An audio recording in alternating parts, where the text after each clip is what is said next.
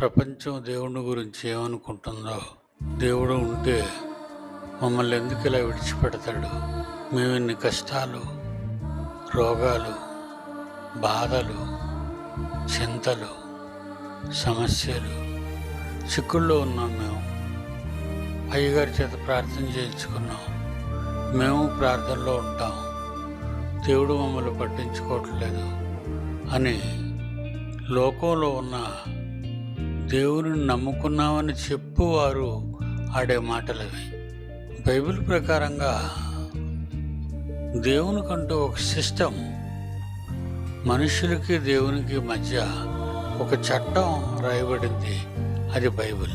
దేవుని వల్ల నీకు ఏ సమస్య దేవుని మీద వచ్చిందో ఆ సమస్యను మనసులో పెట్టుకుని బైబిల్ చదువు. నీ ప్రార్థన ఎందుకు వినటం లేదు, నీ మాటలు దేవుడు ఎందుకు పట్టించుకోవటం లేదు, అక్కడ రాయబడుతుంది.